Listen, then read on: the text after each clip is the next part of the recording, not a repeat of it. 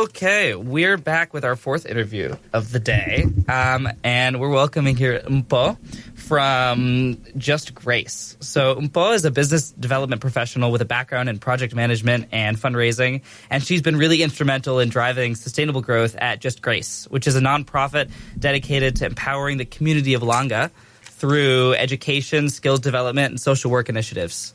As business development manager, you're leading fundraising efforts, building strategic partnerships, and sort of overseeing all your incoming related ventures, and including Just Grace's social enterprises. So Just Grace is a people-focused nonprofit established in 2012 and designs and implements effective and sustainable initiatives to the community and achieve reduced poverty, build better quality education, decent work, and economic growth and equal opportunities. So the approach aligns with the United Nations Sustainable Development Goals and prioritizes three core components necessary for successful empowerment: technical skills, soft skills, and psychosocial support. So thank you for joining us today. Thank you for having me, Ryan. So jumping into can you describe a little bit about like your role at Just Grace and sort of like how that fits into the larger like clockwork of that organization? Okay, so I work as the business development manager, and this basically means that I do handle the fundraising for the organization, so the financial sustainability of the organization. But so in order for us to do any and all of the programs that we do, we need the funds to do that. So I work with a team, the fundraising coordinator, interns. We work to fundraise for the organization, but we also have social enterprises as well that we run. So we have our own coffee line roasted by us, packaged by us. We sell in Checkers stores. We also have sewn items. So it's just the management of these social enterprises to ensure that we are financially sustainable for a long period. Wow. Yeah, that's super, super cool. That sounds like a really interesting job. You know, it sounds like there's always something new that's going on. All the time. So can you talk a little bit more about Just Grace itself? So they focused on skills training, soft skills, and sort of psychosocial support.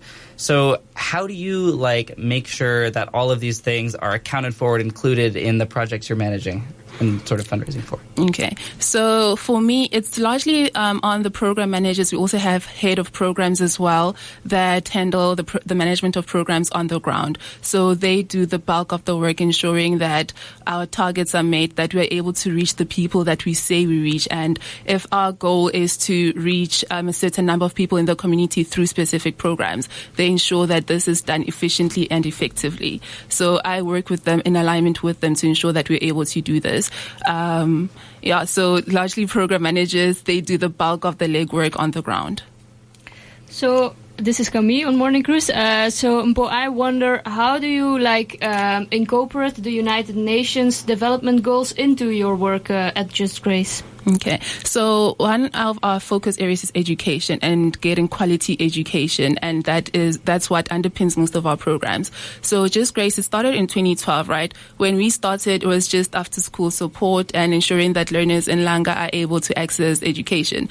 But we realized that there is a greater need than just academic support. So we had to incorporate life skills. That's where the psychosocial support comes in. We have social workers who are working with the learners.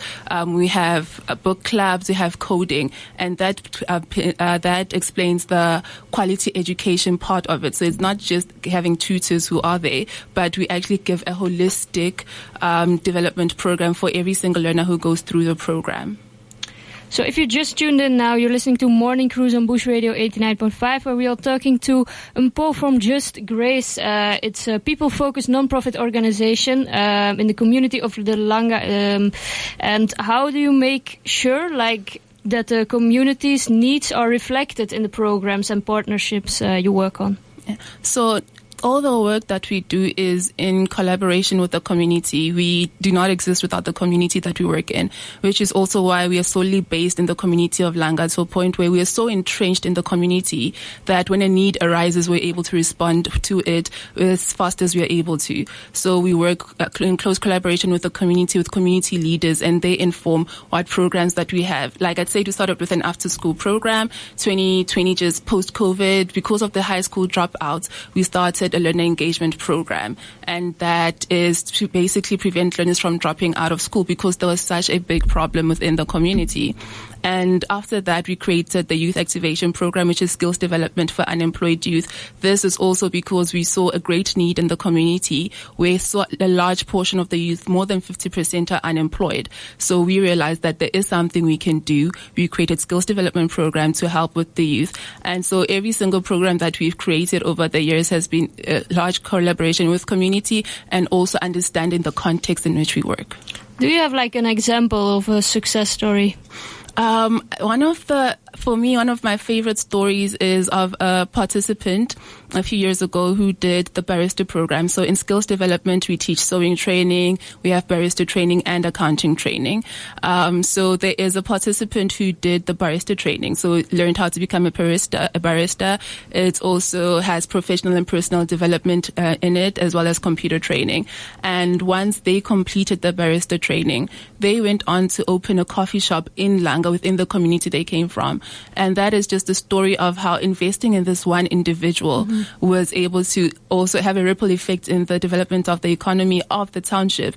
They went on to open a coffee shop within the township where people come in. We have tourists who come in, then go to that coffee shop. And he was in a position to even hire other people from the same community he came from, all because of a 3-month course that he did through Just Grace. Wow, that sounds really incredible. So once again, we're talking with Mpho from Just Grace. She's a business development manager there. And so you lead the fundraising efforts at Just. Could you talk a little bit more about that? Like, how do you go about fundraising for these community programs, and how do you get people to sort of stay on and engaged with that fundraising? So what we do largely is networking events, so attending networking events, meeting people. I think even the smallest connections can lead to something really, really big, and sometimes in places you never really expected it to come from. So relationship has been one of the biggest parts of the fundraising process that we have. We also write proposals, so writing hundreds of proposals, so many proposals, sending them in. And of course, not all of them are going to be selected, so you could send in 100 proposals and only 10 are approved. So it's just a game of really writing as best as we can and representing the organization as best as we can and hoping that we will be selected. But also, I think individuals have helped quite a lot, individual donors, so people who hear about the organization and send in however little they're able to send, that actually builds up to such a large amount that helps the organization in the long term. Wow. Yeah. I mean, it is all just like every cent matters. Every single cent matters. There's no such thing as too little. Exactly. So beyond that, dollar amount, how do you measure success? In your work and as Just Grace as a whole, what is it? Yeah. How do you measure success? For us, success, I'd say it's in the lives of the people that we touch. So the number of lives that we're able to transform who, they're on a certain trajectory, and because they interacted with the organization at any point in their lives, it's bettered them.